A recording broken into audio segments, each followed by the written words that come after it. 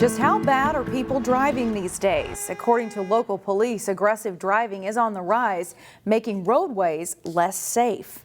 An Easter Sunday road rage shooting in Maple Grove is the most egregious example. But police say there are many other cases of aggressive driving that can lead to road rage. Reporter Sonia Goen spoke with Maple Grove police about what they're doing to stop the behavior. It's the perfect day to play in the park. The sun is shining and children are laughing.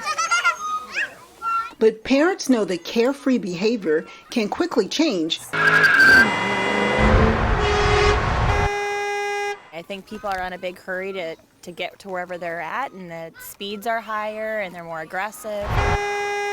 Once they hit out onto the highway. I think it's impossible to not encounter it, really, when you're commuting around these days. Police say it's not uncommon to see drivers tailgating, making aggressive lane changes, and driving way over the speed limit. It's not worth it to save a couple minutes here and there when you could risk the life of a child or someone in danger.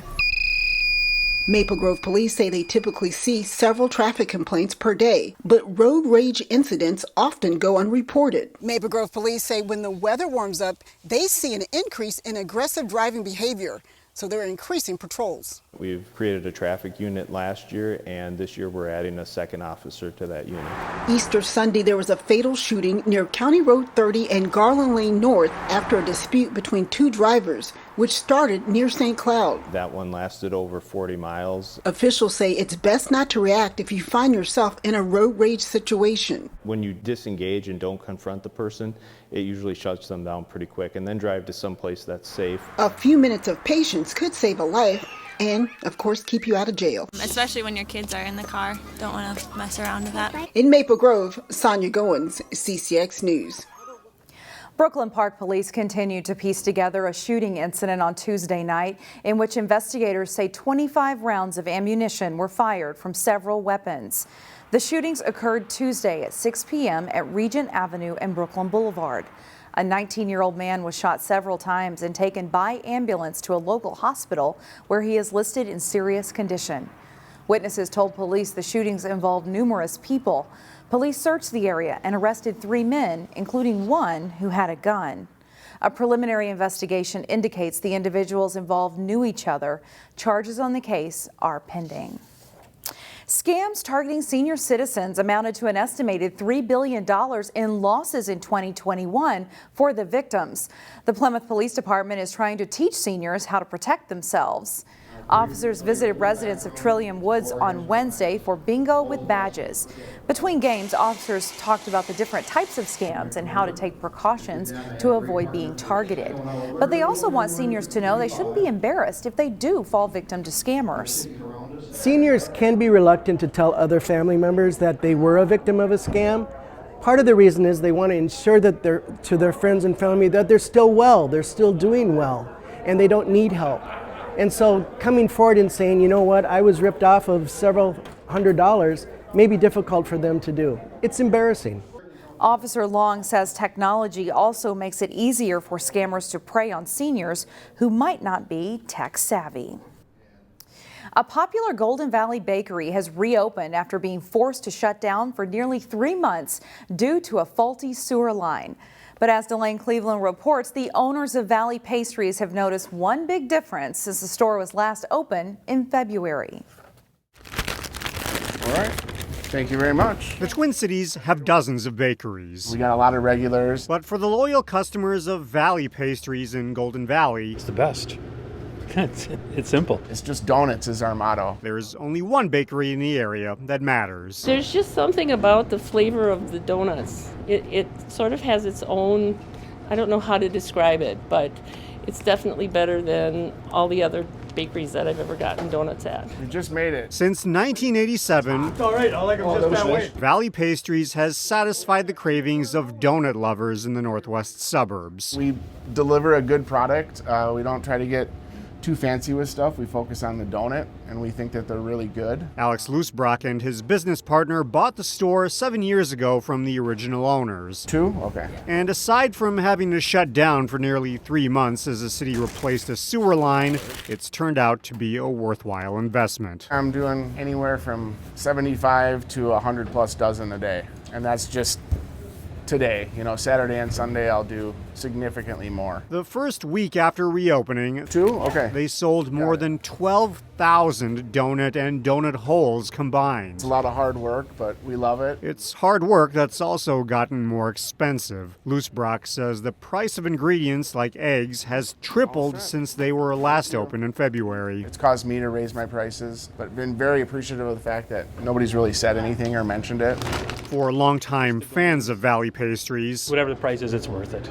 Doesn't matter. a small price increase isn't enough to scare them off. When you have a product that's this great, I'll pay a little extra for it. In Golden Valley, Delane Cleveland, CCX News. Meanwhile, Valley Pastries also sells cookies, but the owners say with the price of eggs soaring over supply chain issues and bird flu cases, they are evaluating whether to discontinue cookie sales. That decision should come in the next few weeks. One of the newest members of the Minnesota Vikings made a visit to a unique Brooklyn Center nonprofit. Crescent Cove is a children's respite and hospice facility. Minnesota's newest defensive tackle, Harrison Phillips, stopped by to meet a family who received services at Crescent Cove. Phillips and Victor the Viking hung out for arts and crafts time. I've worked with similar children and young adults in Buffalo, and it's tough, but it's rewarding to know how you can help just a little bit of joy that you can potentially bring. Crescent Cove offers care and support to children and young adults with a shortened life expectancy.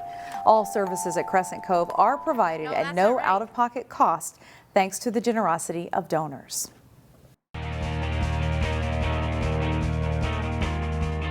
The top 2 softball teams in the Northwest Suburban Conference met up on Tuesday. Jason Malillo has the highlights. 8-2 Blaine hosting 7-1 Maple Grove on the softball diamond. Bottom 1, Blaine's Maddie Bryant gets the base hit to score Allison Terry and Caitlin Way. Bengals grab a quick lead. Bottom 2nd, Way destroys this pitch. It's off the scoreboard for a 3-run homer. Blaine is on top 7-rip after 2. But Grove rallies with 6 runs in the 3rd, including this 2-out, 2-run double by Leah Eiley, and all of a sudden we got a ball game. Bottom 4th, Way goes yard again. It's a solo shot, putting Blaine up 8-6. Then in the 5th, Emma Edwards fly ball to right field finds Green to bring home another Bengal run. And it's Blaine taking over first place with an 11-7 win. Jason Malillo, CCX Sports. Blaine, Maple Grove, Champlin Park, and Centennial are all within a game of first place in the Northwest Suburban Conference. The Crimson host Armstrong in their next game on Thursday afternoon. The Osseo softball team split its first 6 games this season. The Orioles were looking to get back over the 500 mark when they face Spring Lake Park. Jay Wilcox reports. Osseo plays host to Spring Lake Park in Northwest Suburban Conference softball. A great defensive play by Osseo shortstop Toddy Shack as she makes a diving catch. It doubles the runner off second as the Orioles escape a jam in the top of the 2nd. In the bottom of that inning, Maddie Deal grounds a hit up the middle to score a run. The Panthers throw to 3rd and it gets out of play to score another run. Osseo gets 3 total to go up 3-0. But the Panthers open it up in the 3rd. Kennedy Stone tags it to the gap in right center to score a run as a big rally begins for Spring Lake Park. Ashlyn Peterson delivers a hit to center field that scores a pair of runs. And when the throw toward home gets away, a 3rd runner scores as it goes into the dugout. The Panthers have the lead for good at 4-3. Still in the 3rd, and Carissa Roll bloops a hit to right that skips past the fielder. 2 more runs score. Spring Lake Park scores 6 in the inning and 5 more in the 5th on the way to a 16-3 win in 6 innings. Jay Wilcox, CCX Sports. The top-ranked Benilde-St. Margaret's boys lacrosse team hosts number 2 Prior Lake Friday night. The defending state champion Red Knights tuned up for that one with a blowout win Tuesday night. Benilde at home looking for their 5th straight win, facing Metro West Conference opponent Chaska. First quarter on the Red Knights, Gus Bell passes to Cam Gelling, and the senior attack rifles in the first of his 2 straight goals to put BSM up 4-0. Later in the first, Dylan Popane comes out from behind the Hawks net, fakes a shot, then shoots and scores. Nice play by the freshman, and the Red Knights are up 6-0. Second quarter now, great passing here. Robbie Hoyt to Hunter Payer, over to Dylan Parker for the shot and goal. That one makes it 8-0 Benilde. Payer picks up another assist here, setting up Sky Rold, who rips a great shot into the Hawks net for the Red Knights' 9th goal of the half. Bell passes to Parker, who scores again. The Red Knights have a lot of guys who can score. Luke Drews turns inside the defender and caps the scoring in the first half. Benilde-St. Margaret's goes on to win big. 18-2 Red Knights is the final. They improved to 5-0 on the season. And finally, a West Lutheran high school graduate will get a shot at making it in pro football.